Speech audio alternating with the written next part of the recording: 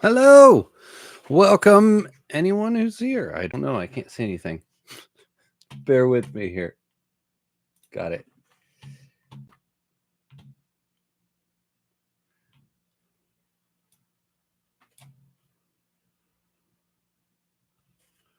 You know,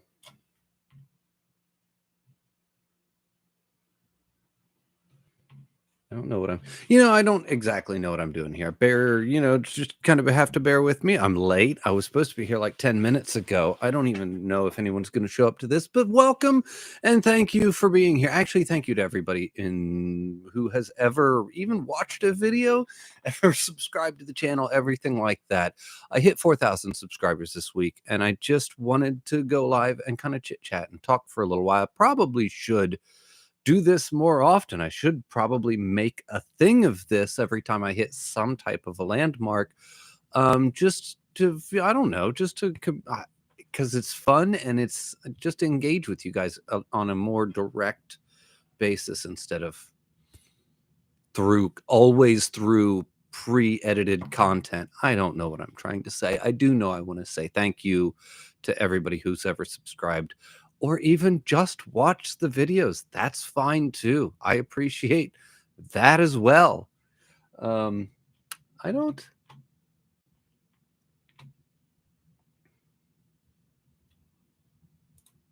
Can I move I want to move. Burp, burp.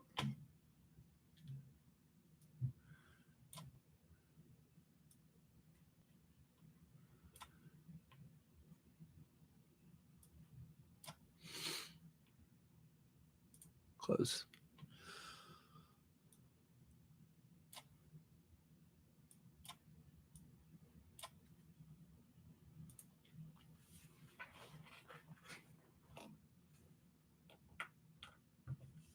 Anyway, so I had. One second. I am very sorry.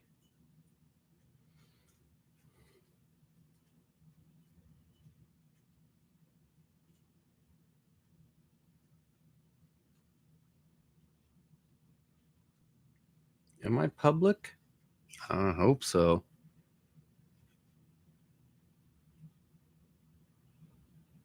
Okay.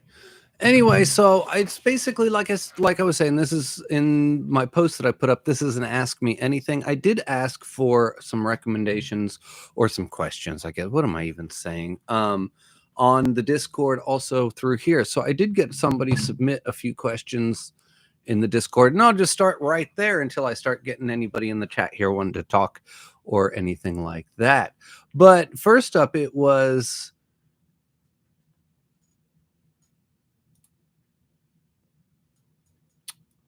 I have a couple people here. Is the chat working? I don't see anything. I'm just asking, can somebody just say hi? Right. Hey, what's up? Okay, that's Memphis. Thank you. I see it now. And can you hear me just fine? Just out of curiosity up there, Memphis. I don't know. We'll see. But anyway, in the Discord, I had somebody ask me a few questions here. So I'm going to start off with the first one. Also, you have some nice crisp quality. Thank you. Then, what was I saying? Oh, so anyway, in my Discord here, I had a couple of questions shot at me. And the first one that I had was, do you see yourself finishing Vagabond by the end of the year? And the answer to that is, of course. Actually, I spent all day today or all morning this morning editing my latest Vagabond video, which should be up by tomorrow. I mean, it's pretty well done. I've spent the past 2 days working on it. And that's volume 10 of the VisBig edition. So that's like those 12 of those. I only have 2 more videos left to make, and that entire series is a wrap.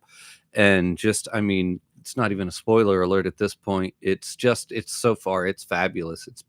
Continues to be wonderful, but that will definitely be done. Yeah. In what's the next question I got? In one of your videos, it looks like you had a few Attack on Titan Colossal editions on your shelf middle center, wondering if that's accurate, or is that just me seeing things? No, that's absolutely accurate. I don't know if you can see them right Now I don't think you can.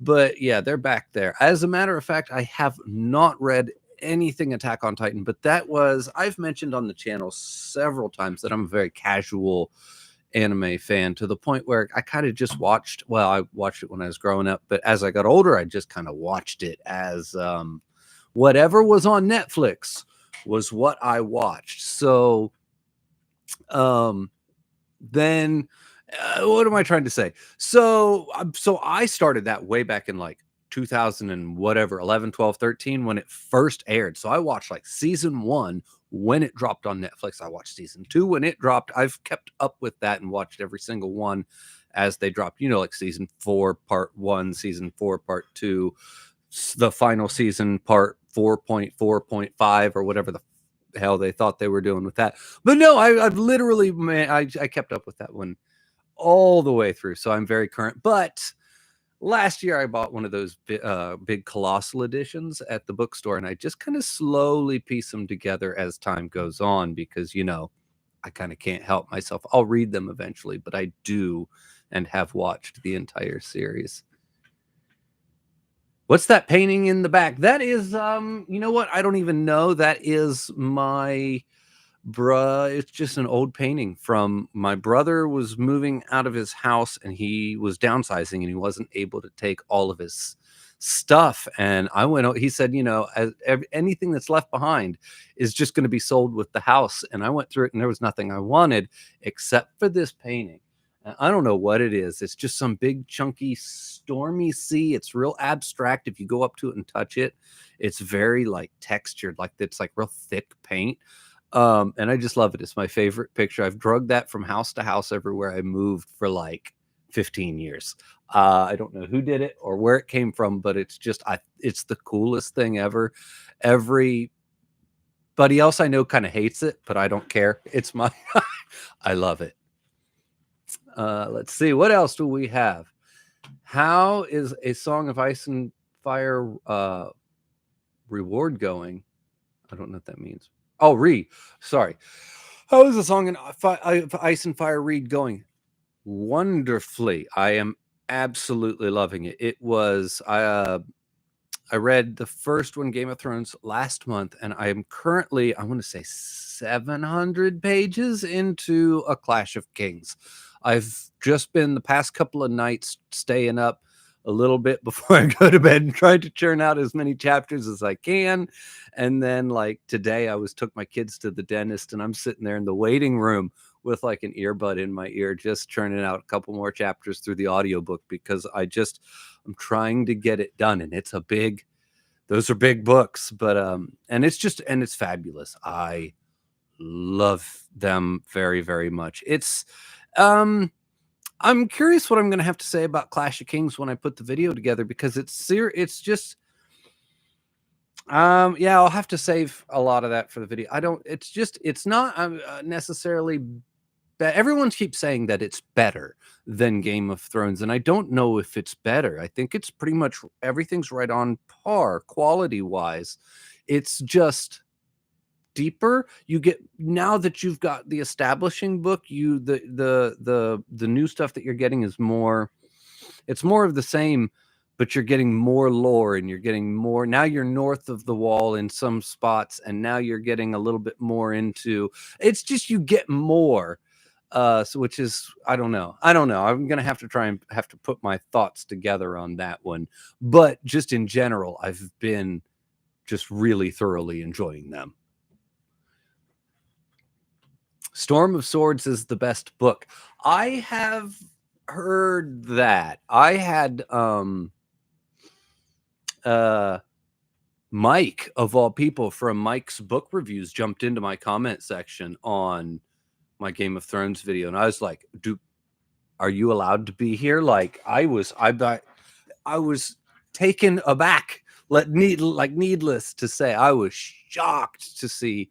It was almost like, yeah, I'm a nobody, and this dude's got a silver play button. So yeah, I was a little surprised. But anyway, long story short, I've heard him say that I think that's his favorite fantasy book, like, of all time.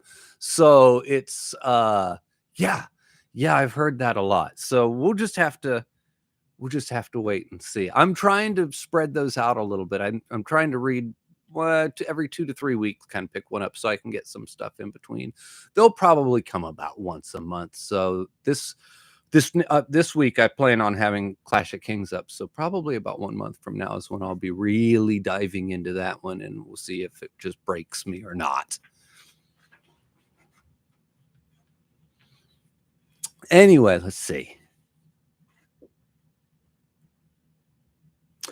Back to the Discord here. I had one question that said, are you going to do a top 10 manga again at the end of the year? And the answer to that is absolutely. I do like a round of videos every year at the end of the year, and it's mostly the top 10 books that I read and all of those just fun YouTube things to do. I have a blast doing them. I really thoroughly enjoy them, so I continue to do them. This year I added in the top 10 manga that I've ever read, which I hadn't even read 10 at the time. It was really just ranking the 9 manga that I had read, but with the intention of being able to redo that video every single year, at least for the time being, as I could be considering that I just got into reading manga. I am so new to it that I think it'll be fun to redo that video every single year and see what moves up the list and what moves down the list and what gets bumped off the list and just et cetera, et cetera. I just have a blast with that particular, I don't know, that kind of thing. And I think there's a lot of stuff that'll probably be disappearing from that list just in the 1 year that I've been doing this, because I had a lot of placeholders on there, like, oh, we'll just kind of get this on there for right now, because I don't know, how once I get stuff like Vagabond and Trigun and even Dragon Ball, oof, let me tell you, that's going to be on there for sure. And I'll be finishing that, I don't know, in the next month or two as well. To go to gaming.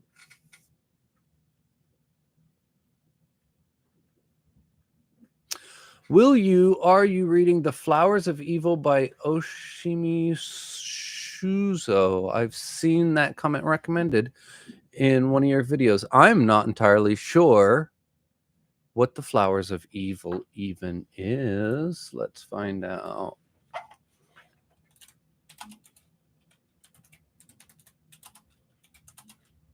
I can't even get to my keyboard here.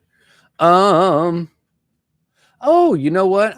That's not on my radar at all. I'm not entirely sure. I have seen it and I do remember that recommendation, but you know what? I don't know. We'll have to wait and see as where that ends up going.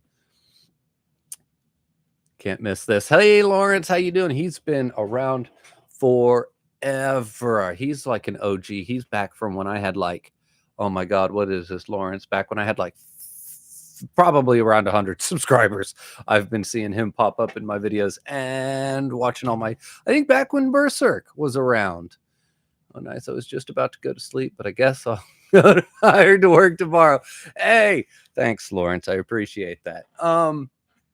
Anyway, yeah, what was I saying? The Flowers of Evil. I don't know. I'll have to see, because and you bring up that it was recommended on my comment section. I am currently going on vacation next week, so I'm trying to get a video prepped for next week so it can go live while I'm gone. And it is 10 series that I want to start reading, and it'll be 5 books and 5 manga. And it's just a lot of them I pull directly out of my comment section, out of recommendations that you guys give to me. And I have read both books and manga that have been recommended, and I have been not led astray by my comment section. I have gotten so many good comments and so many good recommendations. So I tend to lean on those recommendations a lot, and I get fabulous recommendations. You guys are just crushing it.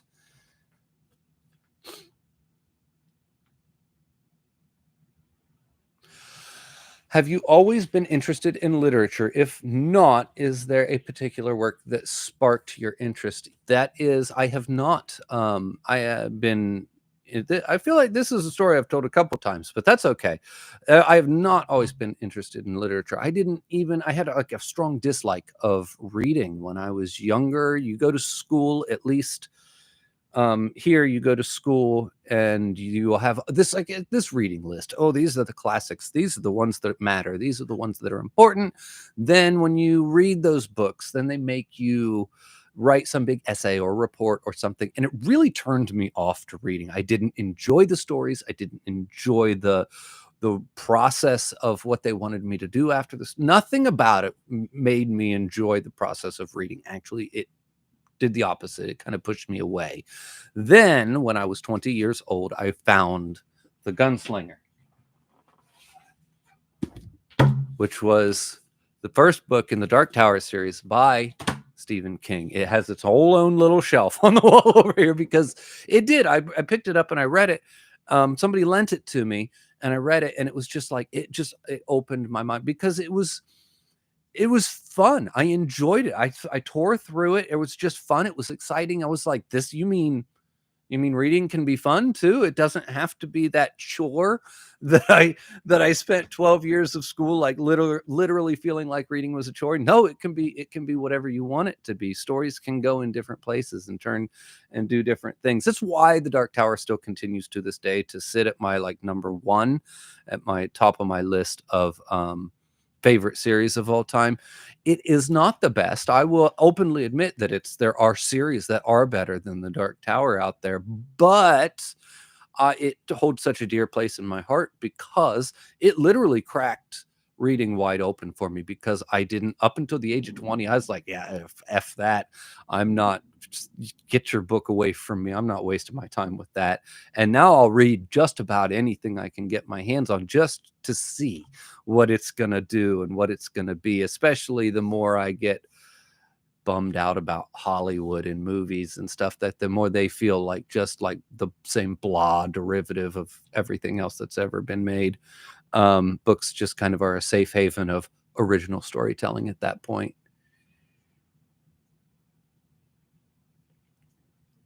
I love A Song of Ice and Fire. It's actually how I found this channel. I would love to hear some theories from someone who has fresh eyes. I don't have theories yet. I just am almost done with book 2, but I will definitely be probably delving into theory territory once I get closer to the end or have finished it, because I feel like it's just what's going to happen, you know?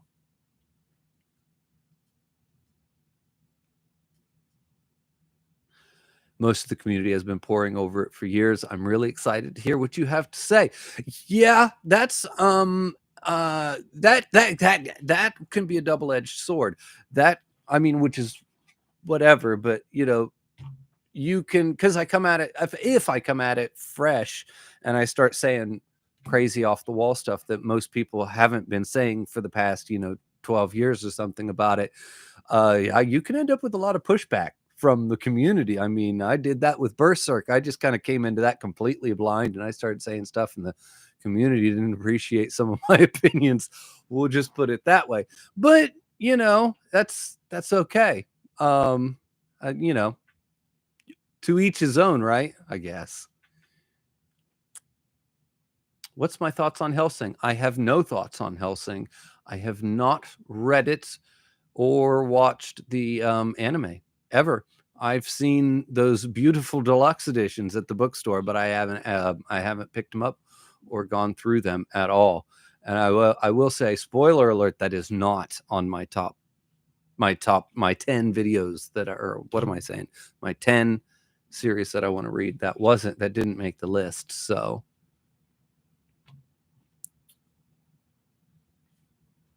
I think that happens to many people. School is supposed to inspire learning and reading and all kinds of things, but when you have an assigned to read something, you don't want it.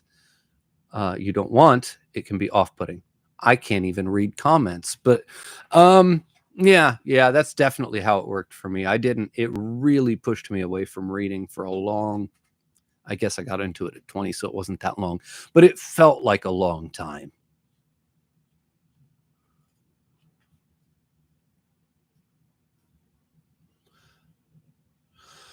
Been watching since your first Berserk video popped up in my recommended and loved every upload since. Keep doing what you're doing, and as long as you enjoy, best wishes from Sweden. Wow. That's, I think, isn't it getting late there in Sweden? No, I'm just kidding. Thank you very much. Thank you so very much. I appreciate all of that on all your wonderful comments. I get a lot of wonderful comments in my videos, and you guys are just great. But yeah, since the first Berserk video, yeah, Berserk was actually the first thing that really did well for me on the channel. Not that I have anything doing that well. I mean, I just hit 4,000, but you know, it's not like I'm, you know, a big timer. But no, that was the first thing that really that I think I've gotten like thousands of views on a video, and I was like, oh my god, like this is, oh crap. And now now I've had a few things do that for me, and it's just like I just keep going, and I just kind of do, well, like you guys probably maybe can tell, just kind of what I want. It's how I read books. I've always been a mood reader. I read what I'm in the mood for, and that's kind of how I make content. I make content whatever I'm in the mood for, because you know, this isn't a job. You know, it's not like I'm a YouTuber. I have a full-time job. I have a family. I have kids. I have a life. So if it's not fun for me, then why am I even here? So you know, I mean, so I kind of have to, if I have to enjoy the process of making these videos, or I wouldn't be able to do it, or at least sustain it for the couple years that I have been, you know, just kind of playing around here in this sandbox, I guess.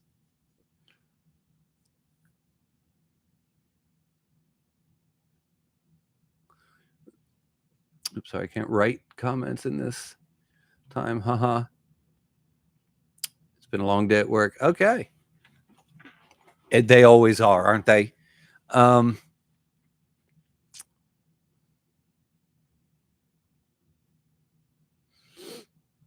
Preston Jacobs is the crazy Game of Thrones guy. I think you'll be all right. I have no idea who that is, but now I want to look him up.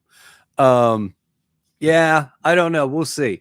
I'll just have to go out there and do what I can, and throw some stuff out there. I have more theories on George R.R. Martin and his writing process than his books at this point. I've heard some interviews with him, and I'm just like, what are you even doing over there? Like every time he talks about his writing this Winds of Winter book, I start to give him the side eye, like as soon as he starts talking. I don't know. I'm going to probably have more, like I said, I'll probably have plenty of theories about his writing process. I don't know. It's either that, or he's just going to, either that, or, you know, I'm beginning to form a conspiracy theory in my head that the dude's already done writing these books, and he's just going to have them released posthumously after he dies, because he doesn't want to have to deal with the fan base and what they think of Winds of Winter. I don't know. I'm just saying they might be finished, and he's just holding them away from us.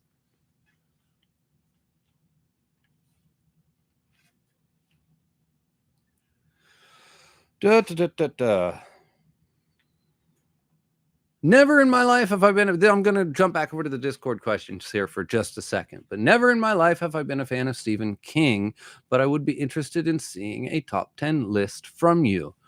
I've thought about doing a top 10 books of Stephen King, actually, considering that he is easily one of my favorite authors, and I've read so many of them. But it feels like whenever I do a Stephen King video of any kind, it feels like I just send that video out to die. And what I mean by that is nobody ever watches them. So I don't know. There are channels who can have kind of made their identity based off of Stephen King, and they get great views. And channels that, you know, it's kind of like sci-fi. People have made their channels based on sci-fi, and they do great. I make a video about a science fiction something or a Stephen King something, and it's like, it goes out there, nobody watches it, and it bombs. So I've thought about it, and then I normally go, yeah, but probably, I don't know. And I just kind of walk away. I've never actually done it because I just feel like I said, I'd be sending the video out to die.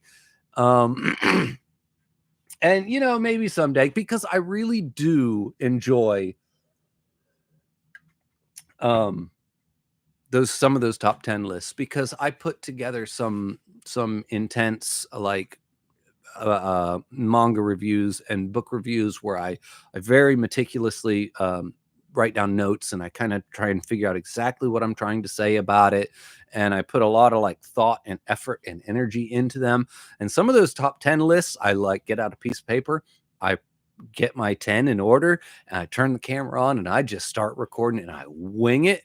And sometimes that is some of the most fun that I have, sitting in front of the camera, just because I just kind of go with the flow.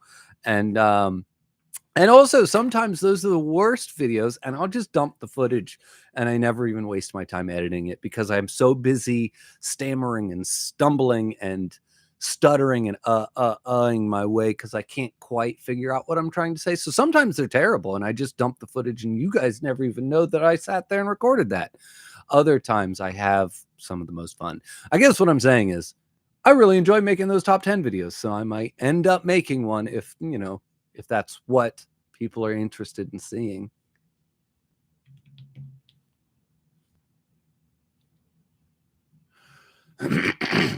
If you're interested in, if you're looking for more creative storytelling, I would recommend Shiki. I've never read a story that unfolded like it did, and I think you would enjoy it. I don't know what that is, and I've never heard of it. I wish I had a screen share set up so you guys could at least see what I'm doing here. Shiki, it's a novel, horror novel written by Fuyumi Ono. Huh. I don't know. I will have to look into that. I like horror anything.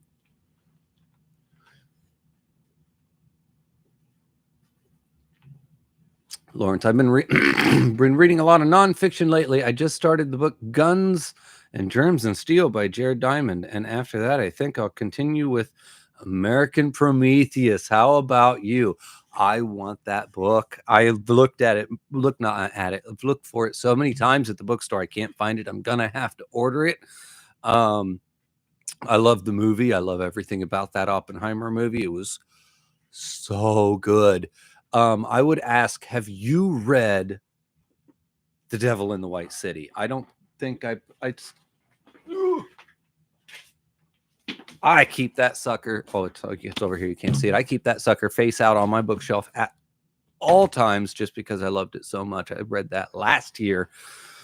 It was just, it's so good. And I think the way I described it is come for the serial killer and stay for the fair, because I read it because I was so excited about H.H. Holmes and the serial killer aspect of the story. And then you get so sucked up into the oh my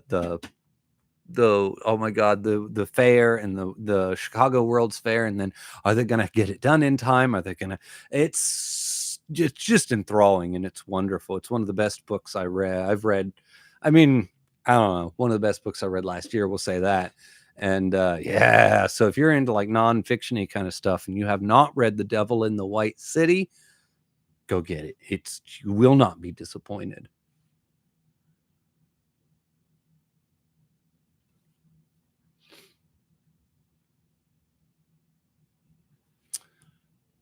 Says, who do you think sent the cat's paw? I don't know. I'm like I said, I am not ready to start thinking through any of these things. Yeah, we're just gonna, I don't know. I don't know yet. Oh, if you like horror, you won't be disappointed. Oh, good. Oh, good. I think it said novel. It's not a manga, correct? I have not, but now I must read it. It sounds great. It is. It is. It was supposed to be a movie by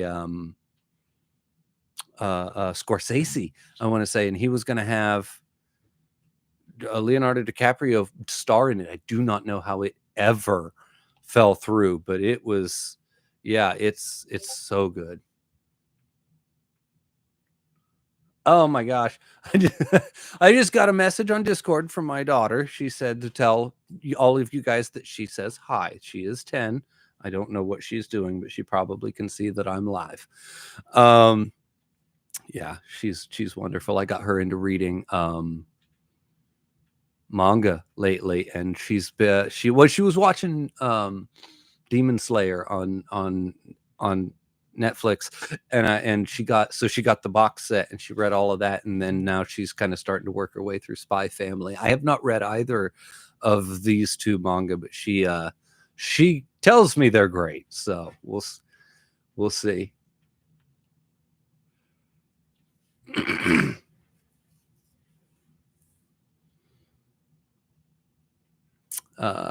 There is a manga made from the novel.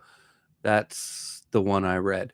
I don't know. I'll have to. You know what? I might read both if I get interested in enough. That is actually what I'm currently doing. Well, currently kind of intermixed with everything else that I'm doing.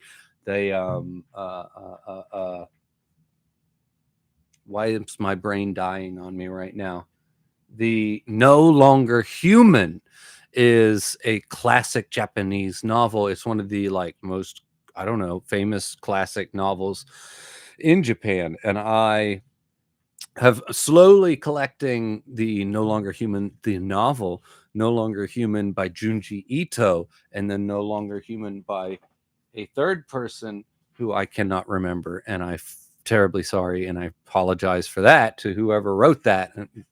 But and I'm going to attempt to read all three of them and then do like one massive, maybe not massive, it'll probably still be only like 15 minutes, but one video that encompasses all of the adaptations and kind of do like one. Yeah, that should be fun. I hope that's a fun video to make. I really do, because or at least a fun thing to read, because actually it probably won't be fun. I have read the book and it's kind of depressing, but it should be interesting because yeah. Anyway.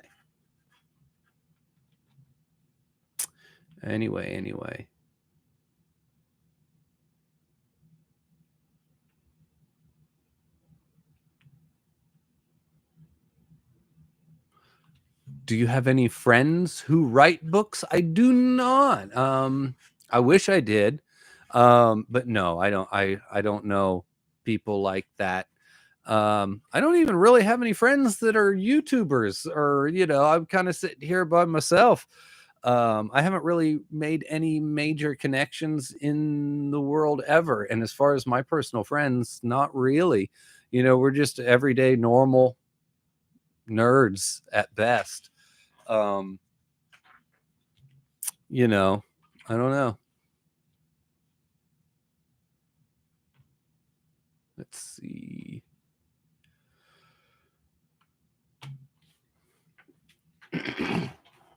But let's see. I'm running out of comments, guys.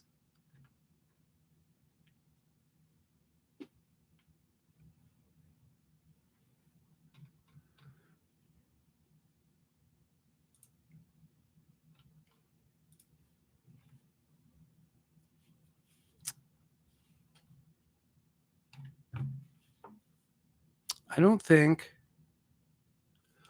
I'm in all the Game of Thrones YouTubers. I would like to post.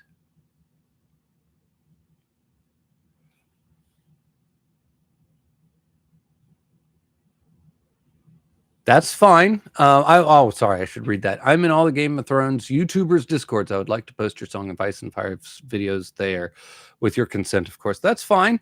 And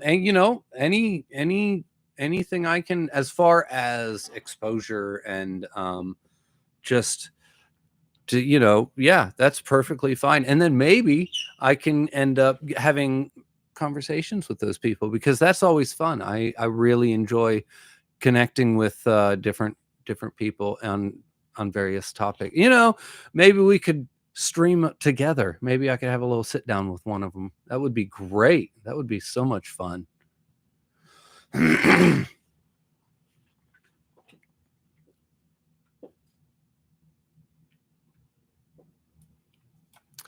Anyway, let's see. Is there anything else we want to cover here?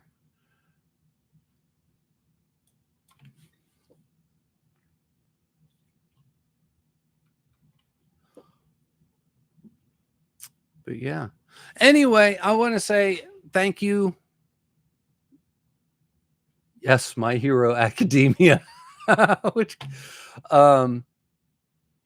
My Hero Academia. You know what? I'll have to ask once again. I'll have to ask my 10-year-old daughter about that, because I think that she is actually currently watching that. I have not. It's another one I have not watched or read at all.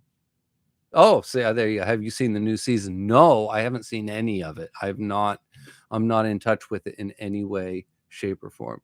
She knows it's epic. She says it's good. She's pretty in. She'll tell me right off the bat if it's not good. She'll watch a couple episodes and she won't. I couldn't get her to watch the original Trigun, the 1998 Trigun. She watched a couple episodes and told me that it was not good enough, and she stopped watching, and about broke my heart because that's one of my favorites. Which character from Berserk did you connect / relate with the most? I don't. Oof. I don't know.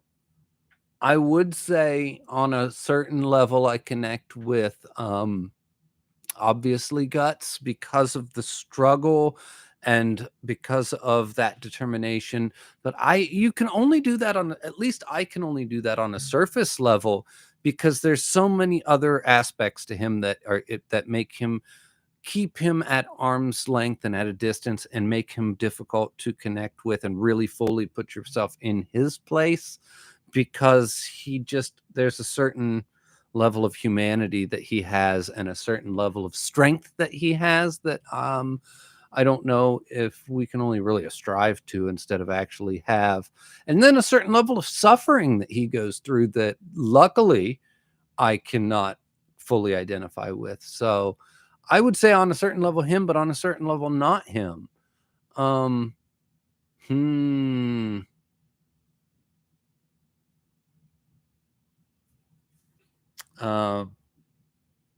that's a good question. I don't know.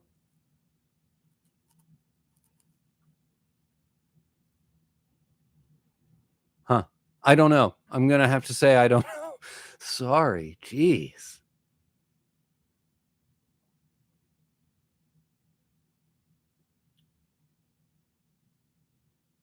Oh my gosh. What is the most poignant thing you can share with us after a lifetime of reading? What in the world are you people trying to do to me in this Q&A? I don't know. Most poignant thing.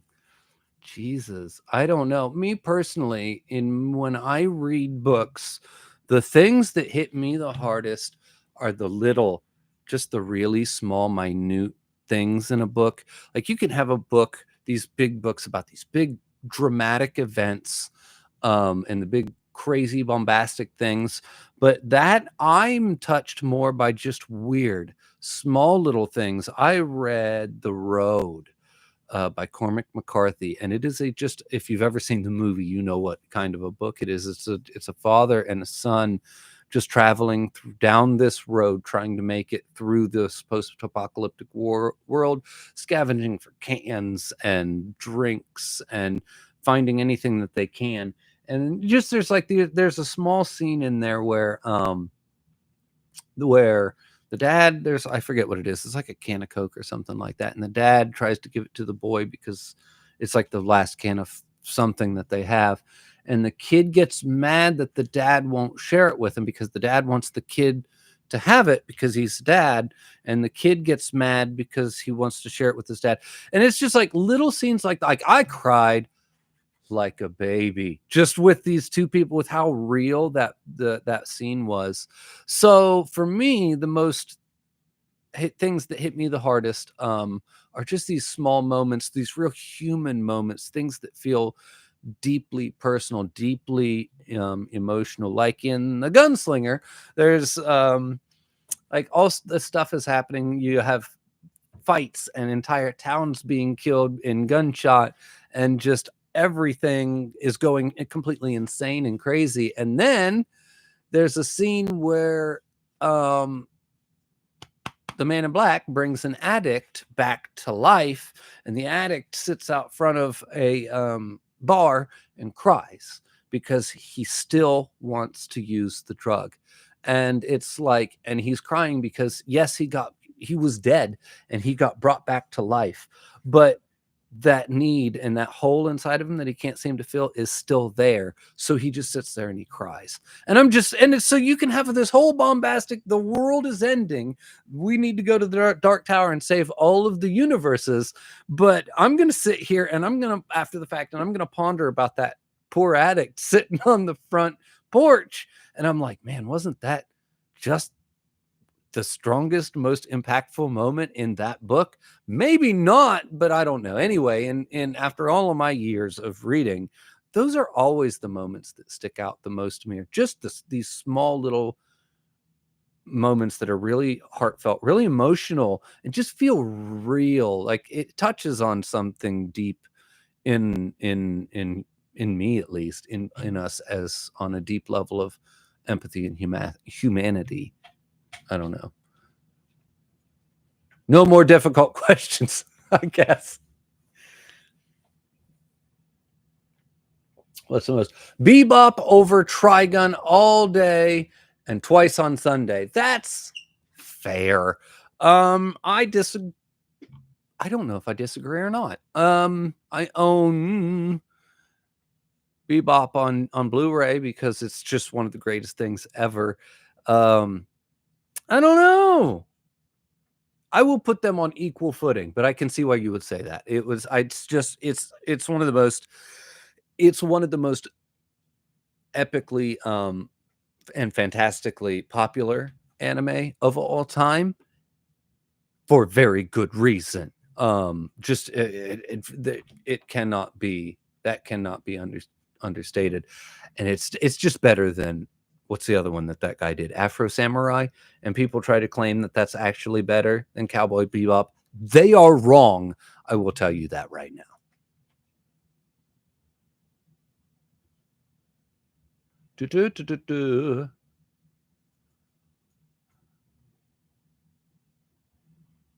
I've been trying to get my nephews into reading. How do you do it? I don't know.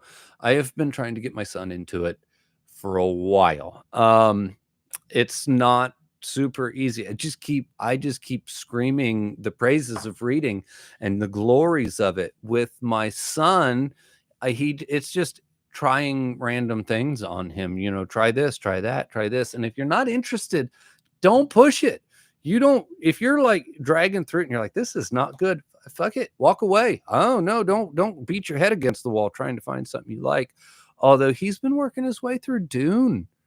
And he seems to be enjoying that quite a bit. My daughter is, she latched right onto manga, but I think that's a little bit different. That's a little bit easier. It's a visual medium. It's more like a comic book style of writing. Those are easier. But as far as getting somebody into books, I don't know. You really got to find something. They really have to find something that they actually genuinely enjoy, something that piques their interest. For some people, it might be fantasy. For somebody, it might be science fiction. For one, it might be horror. But once they find that thing, it's like a lock, and you're like, once you've unlocked it inside your brain, you're like, oh shit, this is cool, and then you just kind of go to town. At least I did.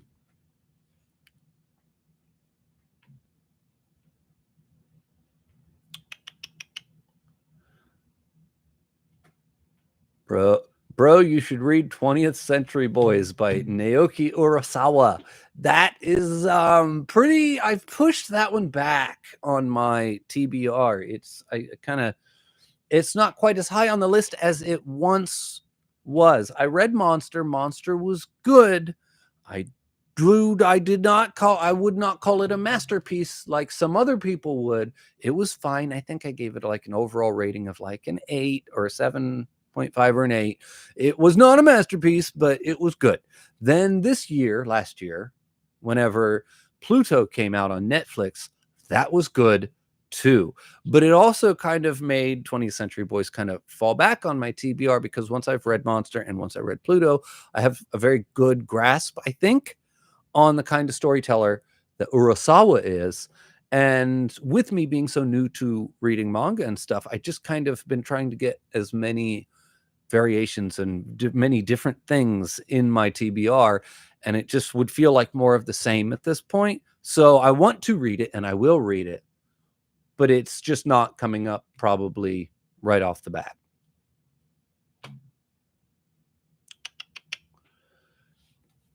Have you read House of Leaves? I have not. It is back there on my shelf. I have read the prologue to it. It's one of those things, and as soon as I got through the prologue, I was like, this is going to take a lot of brain power, and I really need to focus on this when I read it. And I set it aside, and I have not gone back to pick it up, but I want to so badly. It's one of those things. I feel like it's going to be like a Book of the New Sun situation, where I did not audiobook, I did not do anything but physically sit there and go very slowly through those books. It took me 2 years to read through the Book of the New Sun, not because it takes 2 years to read them, just because I'm reading so many other things, and I refuse to even look at it unless I had the time to just really sit and really focus on that. And I feel like that's kind of what the House of Leaves deserves, from what I understand. Do you have any plans or interests in giving Trigun Stampede another shot now that you've gone through the manga? I will probably, I will continue with it as season 2 comes out. I don't know if I'll go back and rewatch season 1. I might when I'm getting closer to season 2. I don't know about that, but I definitely will continue with the new seasons as they come out.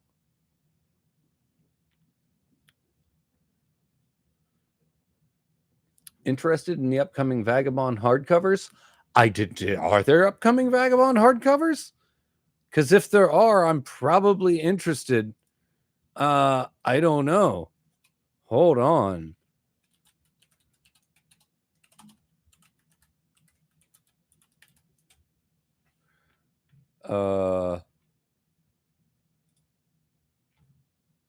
Is there what is this?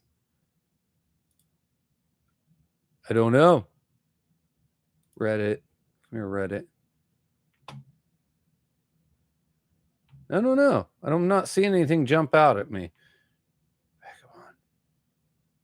I don't know. Well, if there are, I might be interested. Although these ones, I don't think you can see them, but these ones look fabulous. They look so good on the shelf, and I really have been quite happy with the Visbig editions. I have Visbig editions of a couple of different mangas back there, as like Dragon Ball and whatnot, and they're just a good reading experience. So if they do come out with hardcovers of Vagabond, I'll probably be slow to pick them up, just because I already have a full set. That full set is maybe one of the best looking things on the shelf as far as just like those spines. And yeah, I'll probably be very slow to upgrade.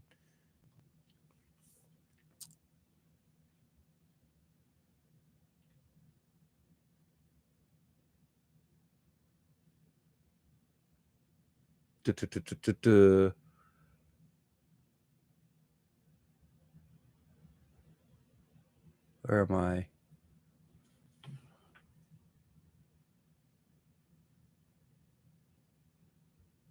Leto Atreides is about as dumb as Ned Stark is. I am not sure what that is even supposed to be doing. I love Duke Leto Atreides. He's fabulous. I don't know. And Ned Stark was wonderful too. He might have, I don't know if you call him, was he dumb or was he just too noble for his own good? In the world of A Song in Ice and Fire, I guess once you've reached the point of being too noble for your own good, I guess that kind of qualifies you as being stupid, because that world is insane. don't don't mess around with anyone. Don't go to King's Landing. Don't have any interest in politics. You go hide under a rock in that world if you know what I'm saying, if you want to survive to the end of the week.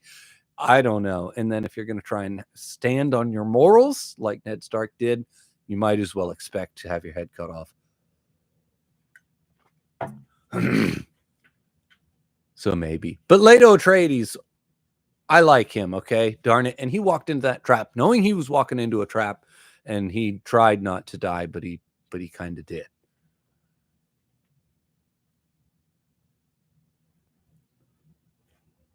I still have to think if I want to update my Vizbigs. Yeah, I back to the Vizbig Vagabond thing. If you have all the Vizbigs, it's really hard sell to upgrade those. Because they're gorgeous. They're just gorgeous. I'm not above having multiple versions of anything. If I love something, I will have multiple versions of it without question. I have like 3 copies of Dune, 3 copies of Dune Messiah, 2 copies of every single Dark Tower book. I'm more than happy to have multiple copies of something if I love it. But then there's other books, excuse me, there's other books that I end up with multiple copies of, and I'll just sell them, the extra copies, because I don't need 2 copies of it. Once I got my I think it's the first edition, the old version of it, I'll get rid of the modern one. It's okay. I don't need 2 of those. But yeah, very much so. Sorry for the difficult question. The next one will be easy. Do you ever listen to music while reading? Not so much anymore, just because I'm so busy. But that was actually when I was reading through The Dark Tower, just a lot of reading. It was one of my favorite ways to read, is I would pick just an album and I would put it on in the background and I would turn the volume down. Because once it would get too loud, it would be competing for my brain's like attention, almost like for my focus. So I turned it down super low, and it would just be kind of like background noise. But then it would also be like music, like the background music to the book that I was reading. And it just really elevated the experience for me. I listened to a lot of Tool albums on repeat when I was reading The Dark Tower, to the point where like a lot of times if I was just in the car and a Tool song would come on the radio, it would like trigger like a scene from The Dark Tower in my brain, just because it was like the subconscious correlation between the two. And it was just, I was like, oh geez. But yeah, so I have listened to a lot of music, and I think it's a great experience. Like I said, if you get the balance right. Yes, please.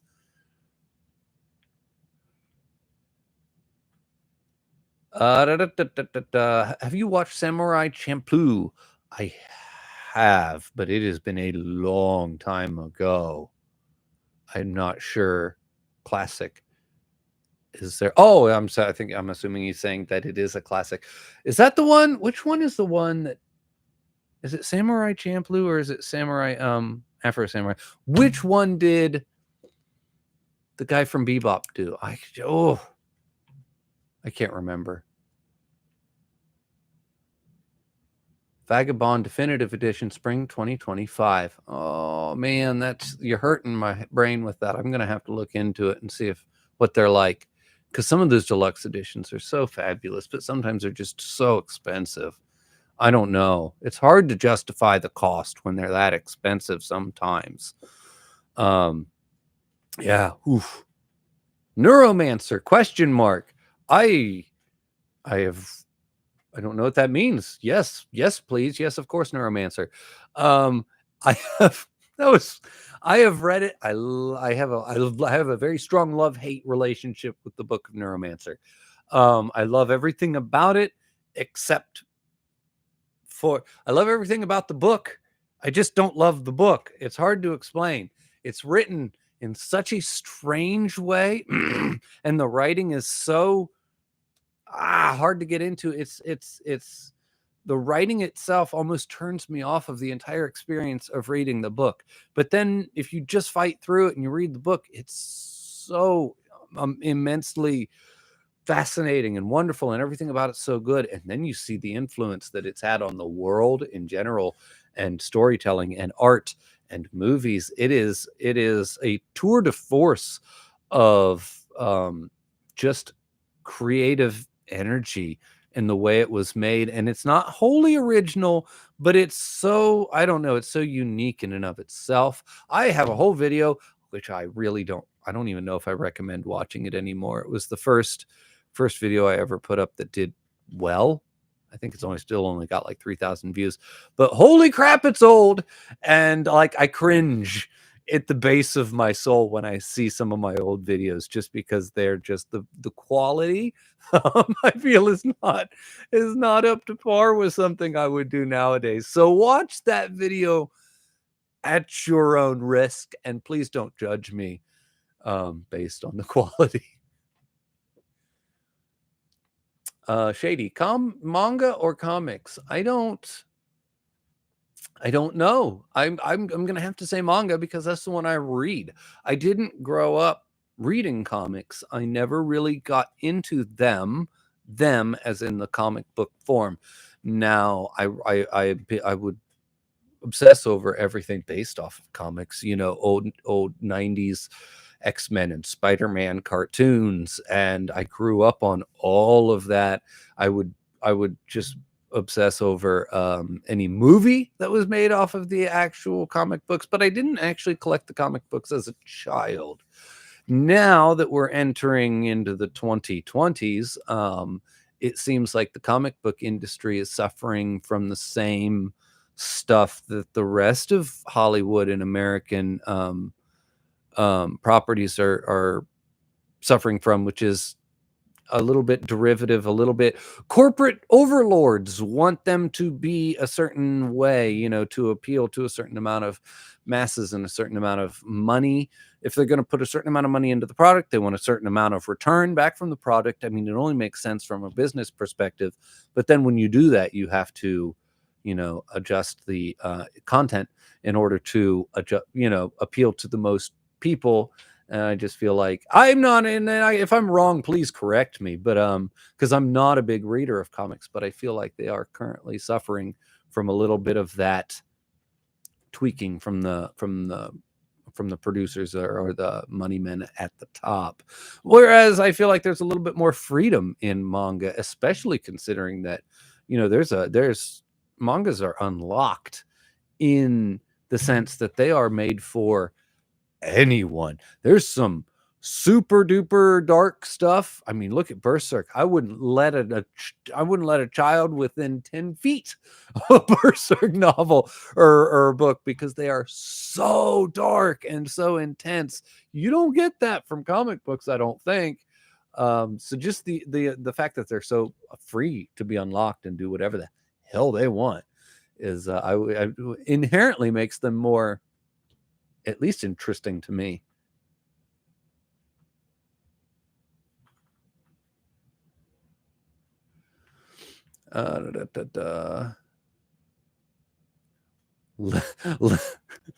Leto and Ned aren't complete buffoons, I guess. No, they're not. Darn it. Who's better? Here we go. Who's better art-wise, Inoue or Miura? Ooh, I don't know. They're so different.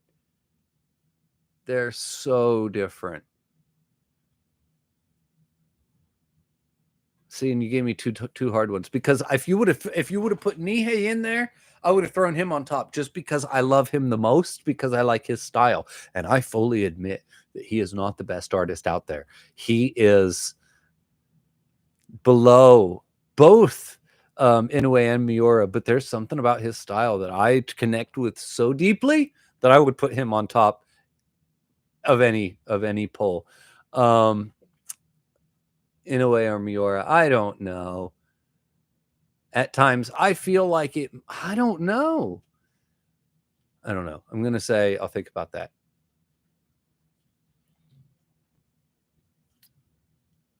The Bebop dude did Champloo, I'm pretty sure. Then that's the one I'm thinking of. I don't know.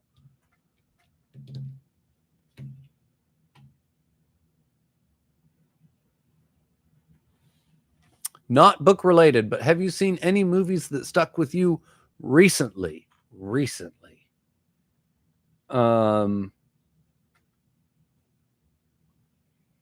I just watched, what is it, last week? I just watched Everything Everywhere All at Once, and that movie was wonderful.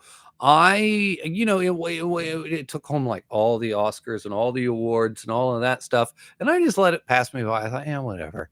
And I watched it. I sat down and I watched it last week, and I thought, man, it was that was so good.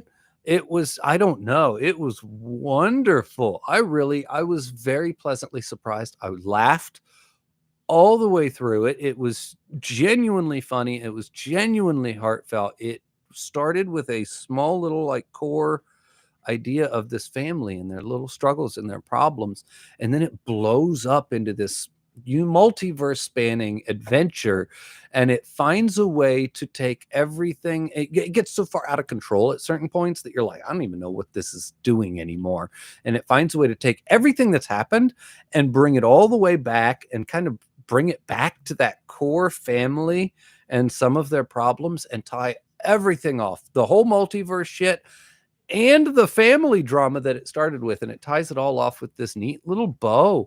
And well, it's not even a neat bow because the problems are not solved really. They're just understood better by the people who have those problems. It was a very good movie. It was wonderful. And I walked away from that one feeling a little bit more than I normally feel when I watch a movie. I don't know, but yeah, that was good. I mean, I guess I watched all the Dune movies lately, and I have some interesting thoughts on those. I think those are, but I think I felt more from Everything Everywhere All at Once, and I'm a Dune guy. Dune was special to me, but those movies, I think those movies are by far the best Dune anything that's ever been made as far as television or movies or something that's put on screen. It's just the best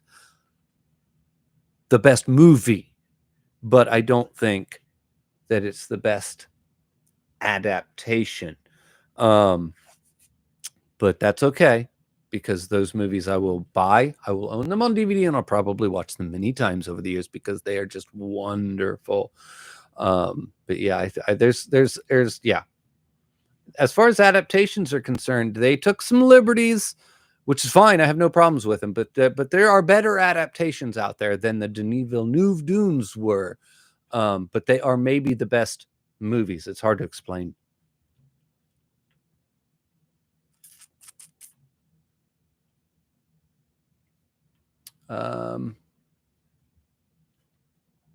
Any Tatsuki Fujimoto manga in your future? I don't know who that is.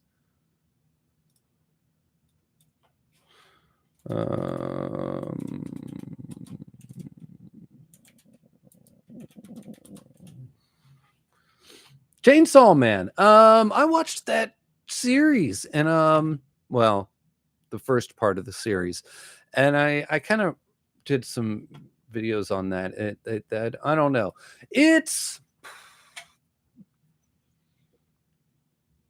I will probably read those. Just probably it'll be a little while. I don't know. It was fine. I was not as obsessed with it as the rest of the world was, and I don't know if that's just because I was not in the mood for it, or if I just wasn't getting all the in jokes that everybody else was getting.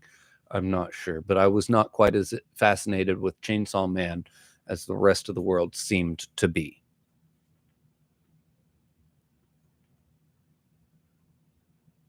Star Trek or Star Wars? That's a Star Wars thing, right? I mean, just Star Wars. I want a classic Star Trek. Not that great. I mean, I don't know. It was before my time. I watch it and it never connected with me. Next Generation. Okay. All right. Now you're getting me. I'm a little bit on board, but, and I know Star Trek is more like, it's kind of like reading a science fiction book. Are you hard sci-fi, or are you more into that science fantasy stuff? I don't know. I like Star Wars better. I just always have. I'm a Star Wars kind of guy.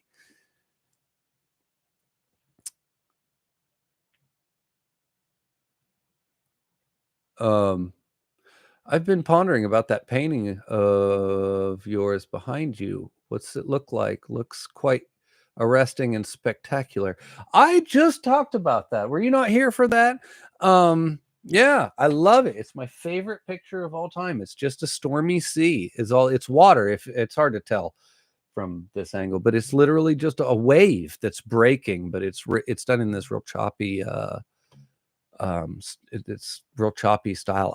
It's my favorite picture ever, and I put it in every office. It was in my bedroom before it was here. At my last house, it was in my bedroom because it goes where I go. I love it.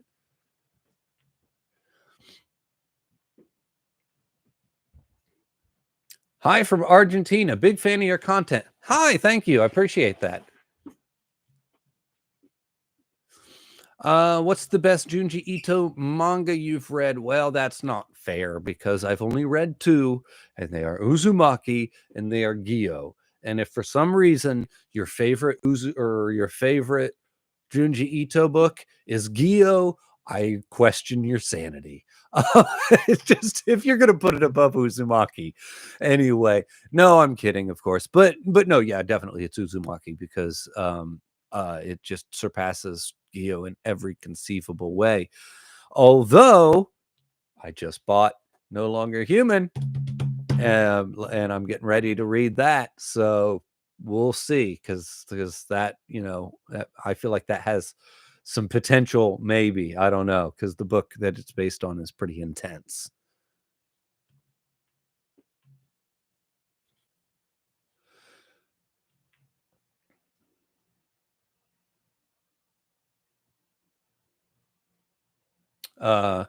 Considering reviewing Akira sometime, I already did. I reviewed that, I don't know, not even that long ago, a few months ago. Yeah, it was fabulous. It's one of the best. I loved it. I forget where I put it. I think I put it on my list of greatest manga ever written. I forget where it went on the list, but no, that video's out there somewhere. It's not even that old. Within the past 6 months for sure.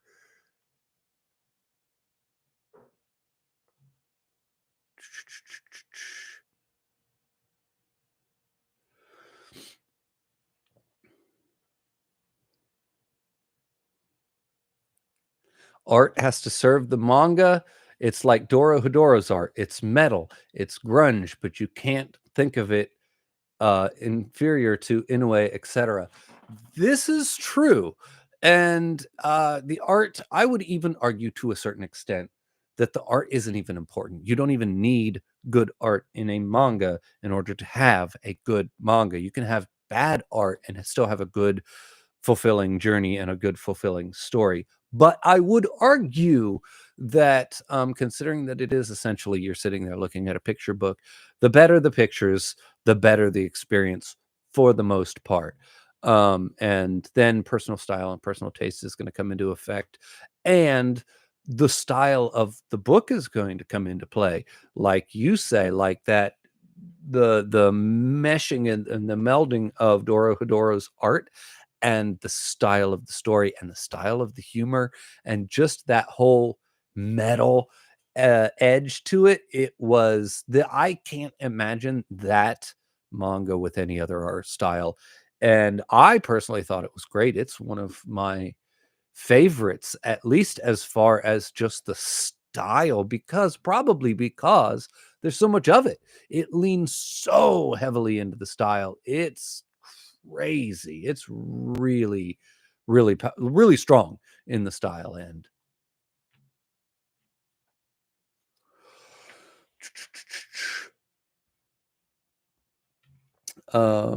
Great movie. I agree. I'm assuming we're talking about Everything Everywhere All at Once. Maybe. Should also check out Gun. I don't know. Origin of recent take on Alita Battle Angel. Interesting, really. I will have to check that out. Everything, everywhere, all at once did the multiverse thing 1,000 times better than Doctor Strange 2 and the Multiverse of Madness, which I had high hopes for because it's Sam Raimi after all. I agree.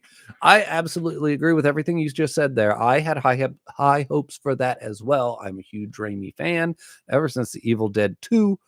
And pretty much everything he's ever done is great, especially his Spider-Man movies. Just fabulous. And then you give him Multiverse of Madness and you kind of give him the ability to meld his comic book style, like the Spider-Man movies, with his horror movie styles, which is like his two bread and butter genres that he works in, and you let him do both at the same time.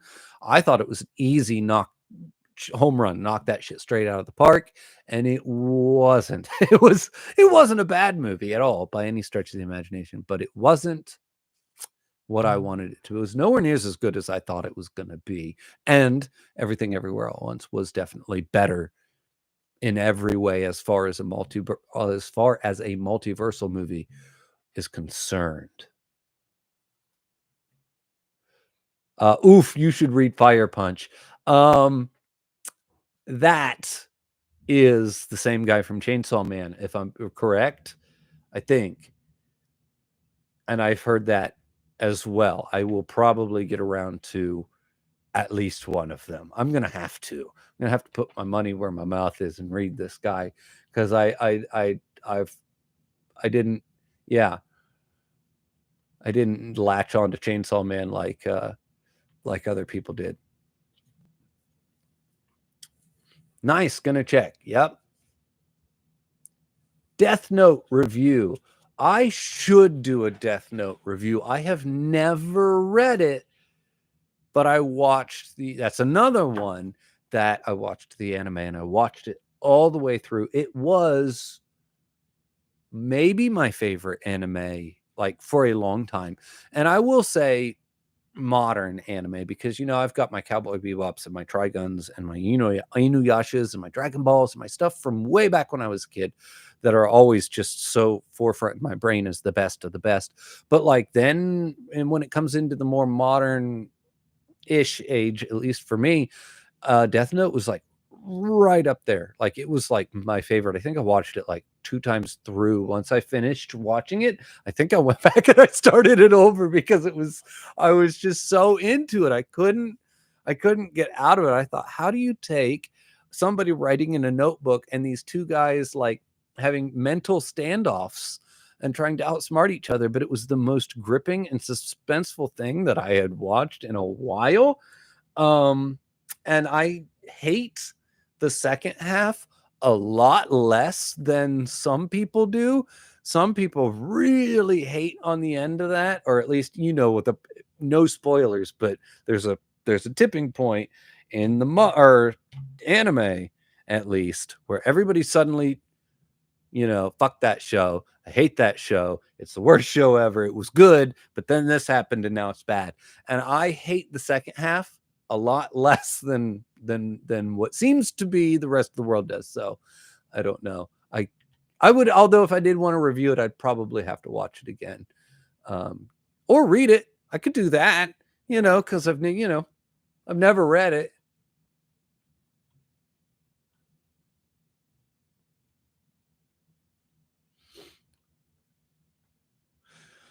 If you haven't read Gantz yet, I highly recommend it. There is also a new manga from the same guy called Gantz E, which is great, but it's only been going for a short while. I've never read Gantz. I have heard good things about it, and I have looked up panels and stuff from it, and the art looks fabulous. So, and that was on my TBR. That's actually one of those things that was much higher on my TBR. And then as I go through this and as I get so many more recommendations and I look into so many more things, it kind of fell off. But I do want to get to it. There's just there's too many things to read and not enough hours in the day. That's what I say. Anyway,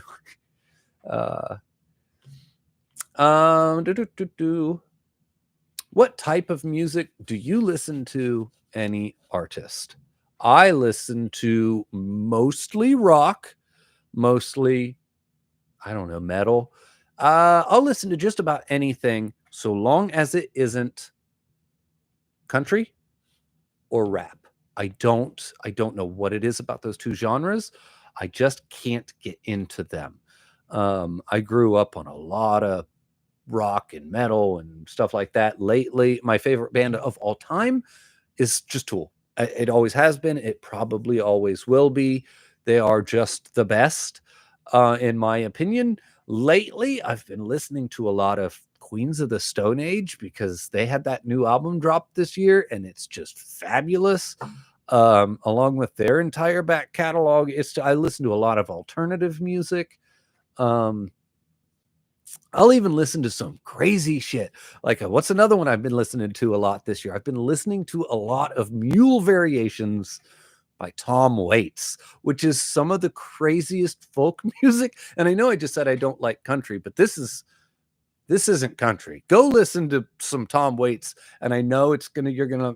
I don't know if you know, you know. I don't know, and if you listen to a couple songs, you might be like, what am I even listening? Like, it's like an old drunk man who smoked 3 packs of cigarettes his entire life, who got his hands on a piano and started singing folk songs about nothing.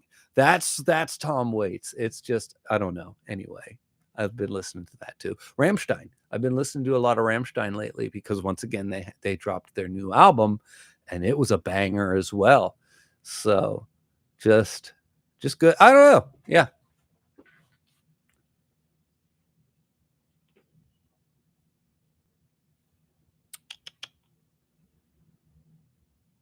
You're a big fan of Near Automata. Automata? I don't even know how to say that. Any gaming or any game that you are playing right now, Elder Ring DLC coming. I can't do Elden Ring. I tried it. I played the first couple of bosses. It kicked my ass. I tried Sekiro. Before that, I'm just not a From Software kind of guy. That's not I just can't. It's not my style of gaming. Now, that being said, what am I playing right now? Currently, I am the one I played the most recently was Ayuden 100 Heroes, and that is wonderful. If you are in any way, shape, or form into like old style JRPGs with like the turn-based fighting and put your little party of 6 people together and we're gonna go over here. Oh, it's fun. It's a lot of fun. And then they give you like a castle town at a certain point in the game, and you have to build your entire town and you have to collect people and build up your shops. It's been a lot of fun to play. I'm not, yeah. Ayuden Chronicles, I think is what it's called. Yeah, go. It's like the spiritual successor to, I can't even think what that. Suikoden. But yeah, really good game. At least that's the one I've been playing the most of recently. I really want to play Baldur's Gate 3. I never played it last year because I was too busy with Zelda and Starfield, which was fine. I have really thoroughly enjoyed Starfield. I thought it was a good. It was like some of my favorite games of all times are Bethesda games. So when I got to Starfield, it was like a warm blanket. You just played it because it played just like an old Bethesda game, but that broke it for so many people. They're like, it's too dated and old fashioned. I'm like, oh, see, it just kind of played like I expected it to. So I was fine with it, but whatever. But anyway, yeah, Ayuden Chronicle, go play that. Hellblade's fabulous too. I haven't got to Hellblade 2 yet. I played Hellblade 1 in preparation for Hellblade 2 coming out, and then I never played Hellblade 2 when it came out because I don't know, because I'm an idiot.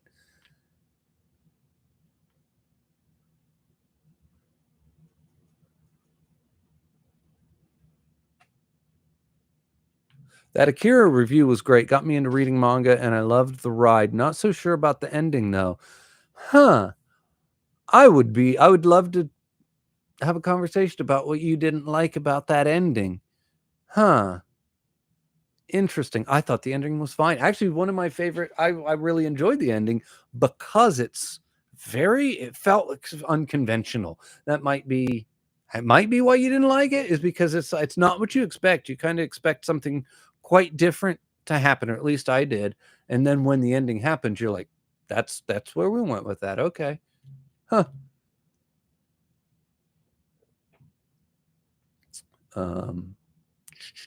Mount Rushmore of anime. I'm assuming you're talking about Akira once again, in which case the answer to that is yes.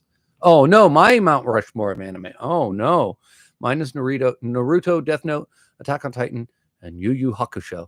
I would say mine, Mount Rushmore of anime. That is so hard. Death Note, Cowboy Bebop, Trigun, the OG Trigun from 1998, Steins Gate. I don't hear enough praise for Steins Gate. That deserves so much more love than people give it. It is, oh my gosh, you want to talk about time travel? Well, let's talk about time travel with a cell phone and a microwave, and it's just, oh, it's so good. It's just wonderful. I loved that a lot. There's what's some other sleeper hits in anime that I don't hear enough people talk about is Ergo Proxy was pretty good. I don't know if I would call that a Mount Rushmore or anything.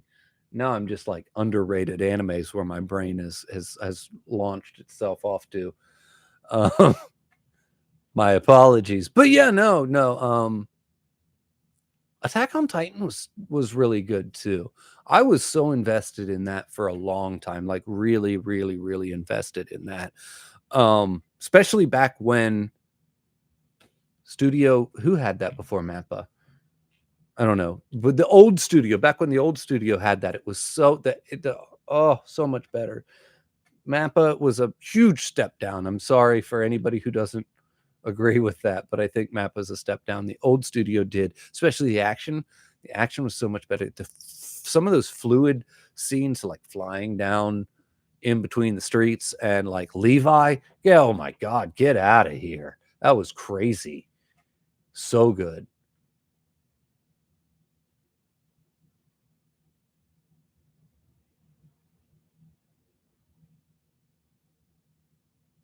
Yeah, if you like something fictional, you anchor in the real. And if you're interested in the war dynamics of the population politics of Japan World War II, you should check out Gen of Hiroshima.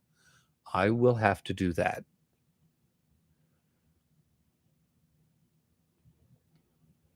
Huh. Do you recommend those Blade of the Immortal Deluxes? I've never read the series. I don't know yet because I haven't read the series yet either. That's terrible to say. Those were, at least the first four were at my local half price books, and they were so cheap that I wasn't going to walk away from them because I have the Berserk deluxe editions, and those Dark Horse deluxe editions are so well done. They're so high quality. For me, the reading experience is vastly better than reading, like, say, a little single.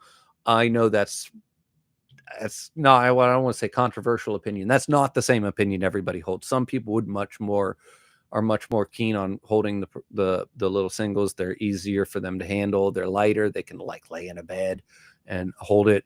Whereas there's something about that premium experience of holding those deluxe editions and the size of the images that you get and the quality of the image and the quality of the paper, everything. I think that was just the best reading experience for a manga are those deluxe editions. So, I don't know. I do want to get to the story of Blade of the Immortal. I just knew that when I saw them in the bookstore and they were super cheap at the used bookstore, I said, I'm not walking away from a deluxe edition of a story that I really want to read.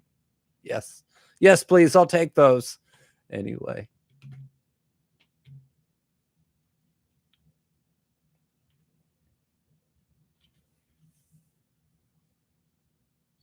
Too many things to read, to see, to experience. Not enough time. The bane of my existence. Time is the most valuable resource For example, I should be sleeping right now, but I want to listen to you. I will leave it up. I'm not going to delete it. When it's gone, you can go to bed. And then when you get off work tomorrow, wake up in the morning, you are more than welcome to come back and pick up where you left off. You don't have to lose sleep on my account. I promise. You are more than welcome to go to sleep. Good night. Sleep tight. Don't let the bed bugs bite, or whatever they say where you're at, because clearly you don't live where I live, because it's not nighttime yet. Let's see. Let me give you some encouragement. Fujimoto is the tool of manga fire punches to prog rock on pages. That's funny. Well, in that case, let me get some more experience in, and then I'll be ready for the prog rock of manga. That's funny.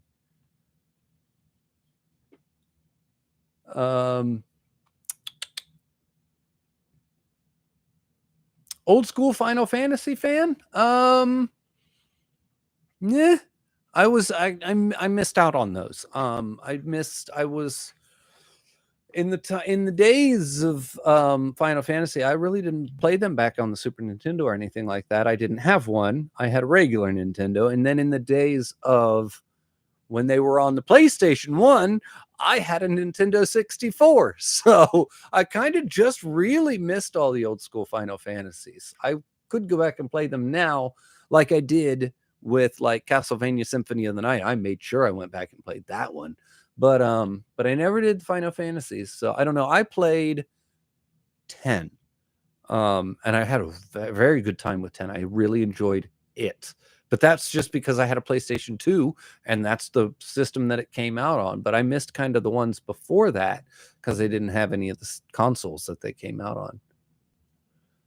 Playing Chrono Trigger right now. Haha, there's always love for turn-based RPG. I agree.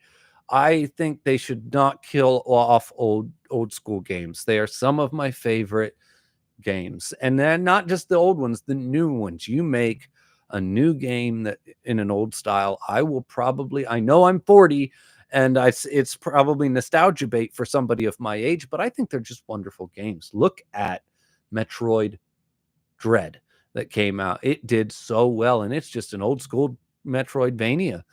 Some of the actually Metroidvanias just crush it in general for me. I just love them dearly. I think they're just some of the best games ever. But then again, I kind of grew up playing them.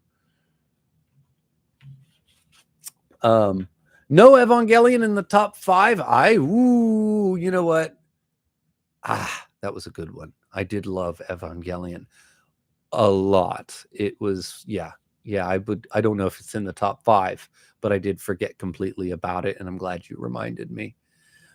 Steins Gate is fire. I'm glad you agree with me. I'm glad somebody agrees with me, because it really is. If you haven't watched Steins Gate, go find it. Get yourself a Crunchyroll account or something. It's really good. Oh, the next one, Steins Gate, is so good. Yes, it is. I'm glad that I'm not the only person out there. In my real life,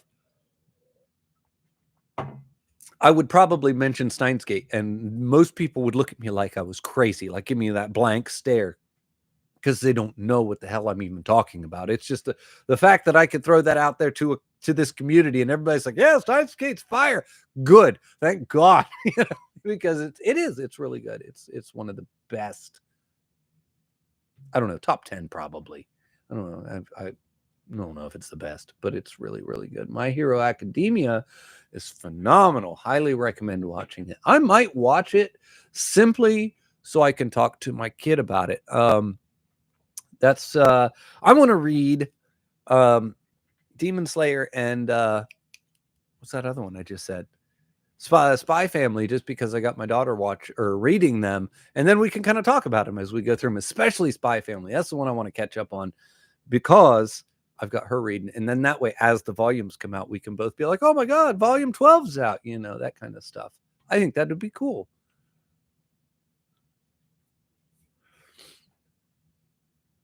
My favorite manga from Fujimoto is Goodbye Eri. It's a one-shot, around 200 pages. I read it like 5 times. I hear good things about this guy. I'm just gonna have to. Oh, and the next one, A Goodbye Eri, is so good. Yes, I'm gonna have to get to him. I really have no choice but to like get to this stuff, especially without highly praised. He just seems to be. And I just, like I said, I think I just had a bad, I don't know. I just struggled getting into that show.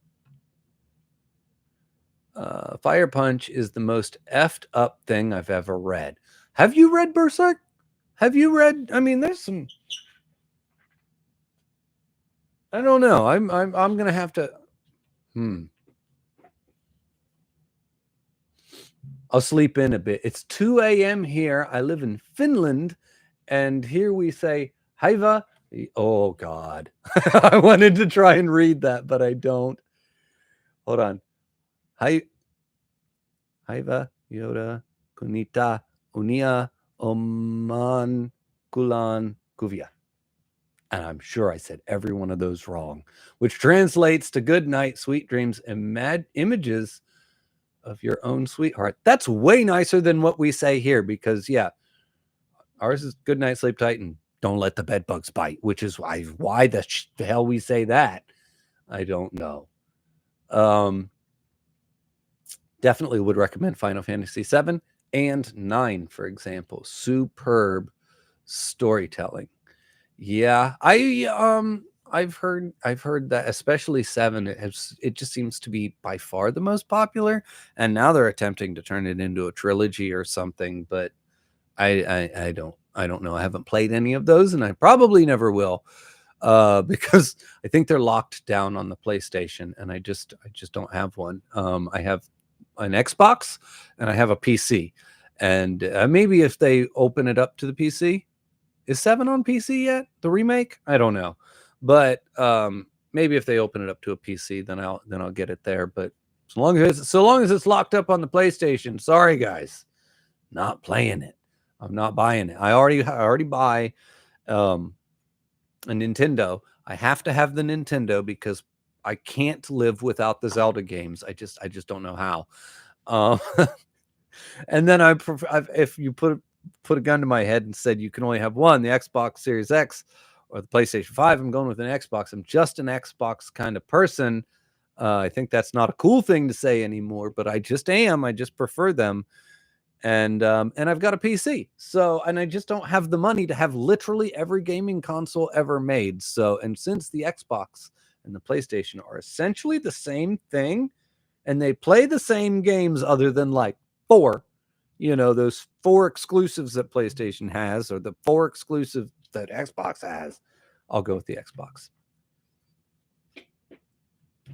Anyway, I just turned 40 and I love Metroidvanias. Hollow Knight is a great take on that style. I agree. That's another one that is just I don't think I beat that one. That's another one. It kind of kicked my butt a little bit. I don't know if I'm good enough to play Hollow Knight. But yes, that is a fabulous game. And my favorite out of modern interpretations of what a Metroidvania can be is probably Ori and the Will of the Wisps. It was so beautiful. It was so good. It was so much fun to play. It was everything I wanted in a modern interpretation of a Metroidvania. It was great.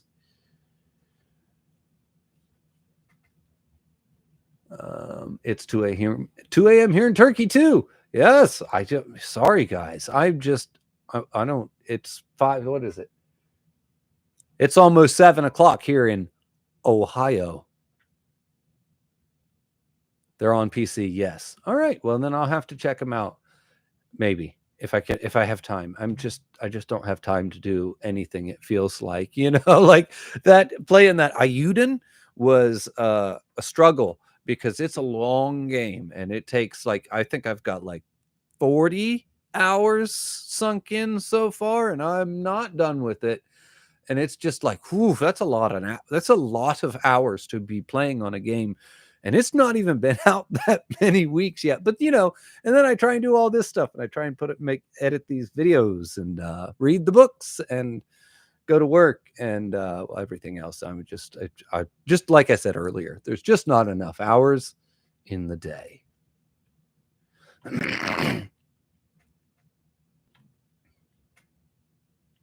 Berserk is my favorite story ever, but Fire Punch is equal in effed upness.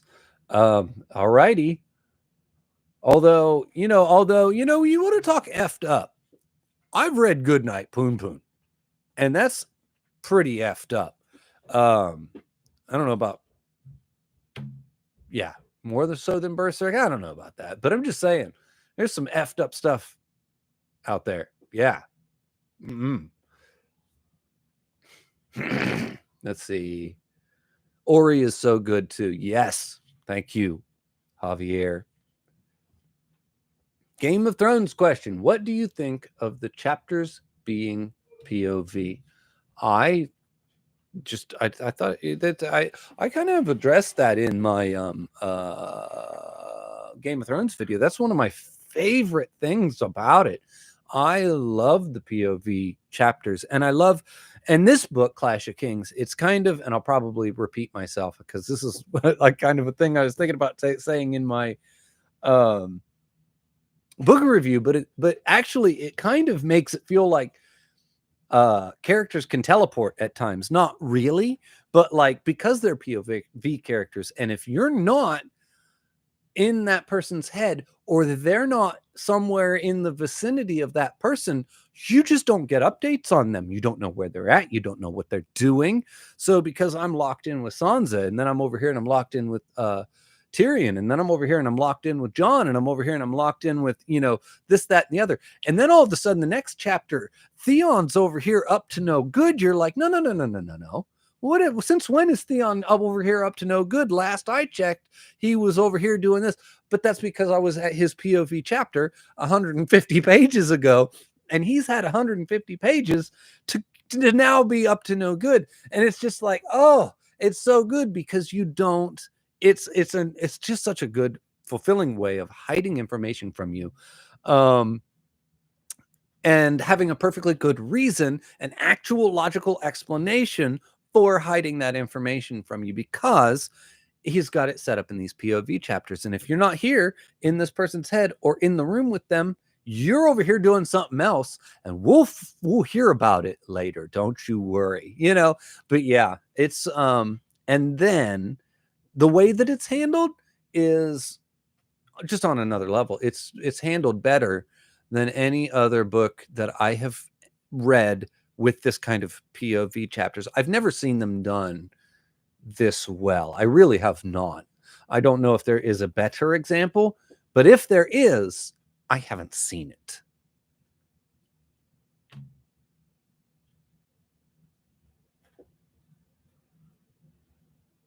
I know you just said you're not much of a From Software guy, but wow, the Dark Souls games are dripping in Berserk influence. This is correct. I think they lifted like character designs directly from Berserk. I think the Berserker armor is even in one of the, like, on the cover art, right? I don't know. But yeah. I just can't play the games. I'm not good at them. I tried a couple of different ones, and they just kick my ass every time. They need to come out with an easy version. I know, but then it wouldn't be a From Software game. It's kind of like defeating the purpose of those games.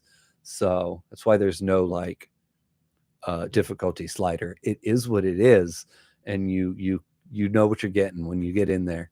And I don't know. I know not. They're better than I am.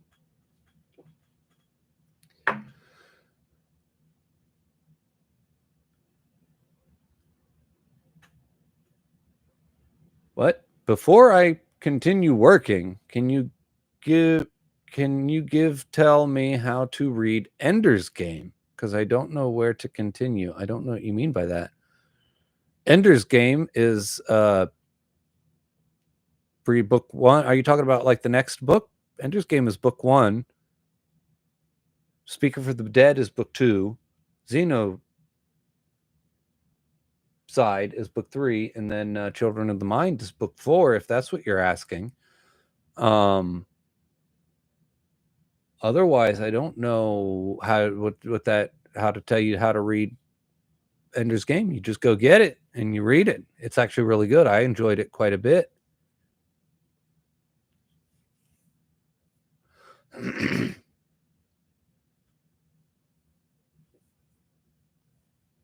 Loved your vids on Blam. I feel you might like Girls Last Tour. Okay. Girls Last Tour. Much like Blam, the bleak setting is its own character, though a little cuter. Haha. Yeah, I was going to say I hear Blam and then I hear Girls Last Tour, and they don't feel, those titles don't, in my brain, don't feel like those are going to like click as the same style at all, but maybe they are. I don't know. Yeah. Lawrence Frost. Have you ever thought about taking a tattoo from one of your favorite books, manga, game stories, etc.? I got the brand of Sacrifice from Berserk on the same spot that Guts has it on his neck. I have a, can I get it here? Where am I at? Which I have my whole chest here. I have a Chinese dragon that goes down my entire side. And then my whole chest here, this whole chest piece, is a tattoo of Shai Hulud, which is the sandworm from Dune. Let me see if I can. I don't know what you can see or not see, but it goes. Anyway, yeah, so I have a big Dune-inspired tattoo. I want the front of my leg from my ankle all the way to my knee. I want it to be the Dark Tower, like the actual tower itself. But I don't have that one yet. I just have it like in my mind. But yeah, so I do have one, and I want more. I don't know about the brand though. I thought about it, but I don't know if I want that particular tattoo.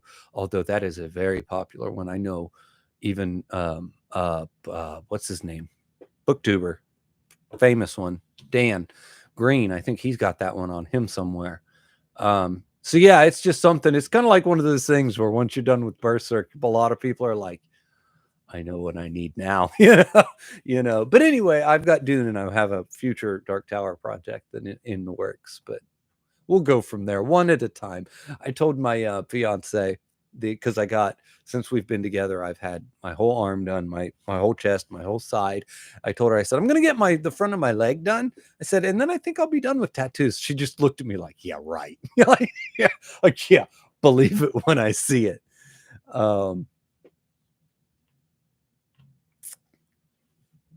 Ta-da. Have you ever had any of the Wild Cards books? No, I don't even know what that means. Wild Cards. No, I don't think so. I'm not much of a book guy. I've only read manga, comics, and some classics like Crime and Punishment or George Orwell books. Can you recommend me something? Life-changing stuff for you, maybe. Also, you should read or watch Vinland Saga. It's up there with the likes of Vagabond and Berserk. I want to read that one. I think I might go through Vinland Saga in arcs, like I have been doing for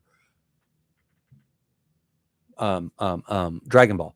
I think I might just go one arc at a time and review them with arcs, so I don't have to do like 15 videos in that series. I would much like I did with the Berserk and the Vagabond.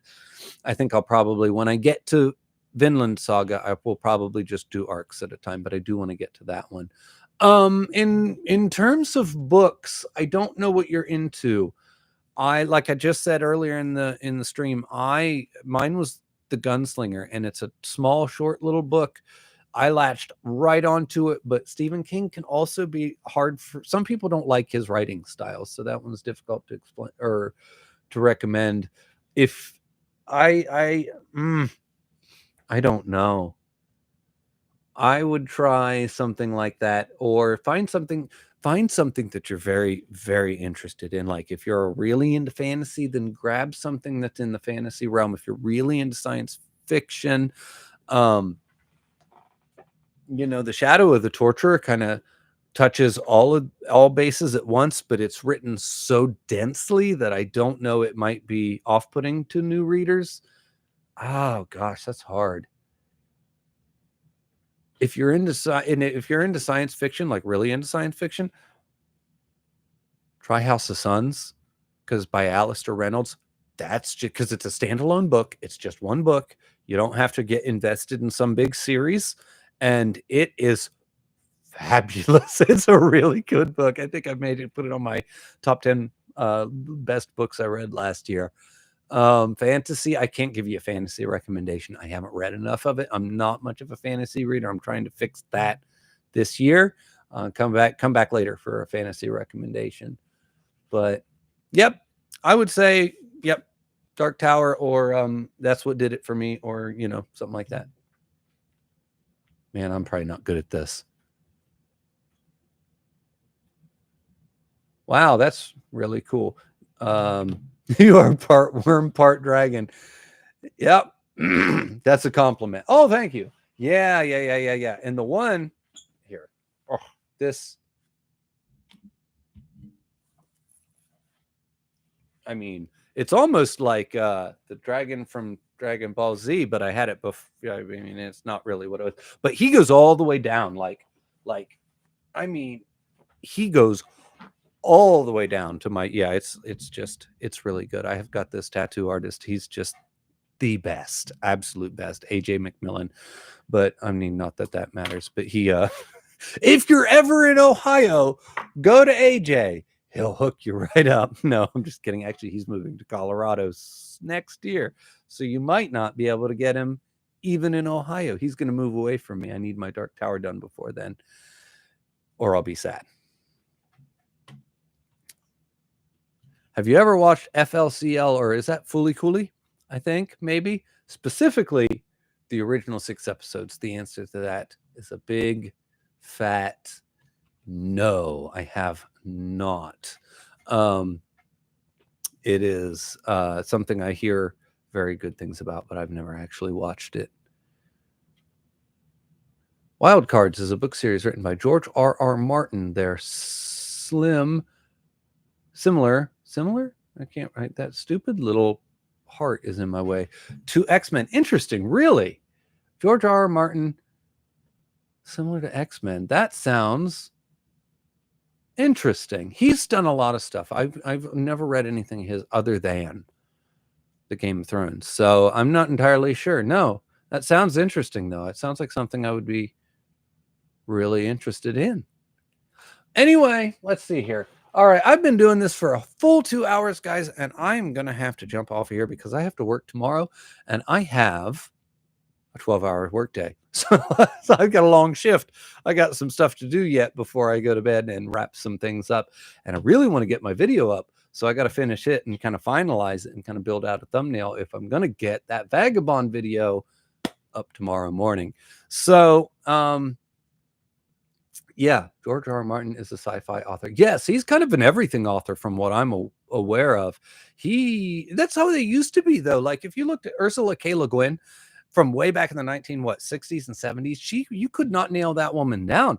She would write A Wizard of Earthsea and then follow that up with The Left Hand of Darkness, and then do the next Earthsea novel, and then follow that up with The Lathe of Heaven or something like that. You know, it just used to be, there wasn't this stigma of I'm a science fiction author and I'm a fantasy author. No, it was just I write whatever I want. And science fiction and fantasy just kind of flowed in and out of each other and back and forth all the time way back in the days. It was great.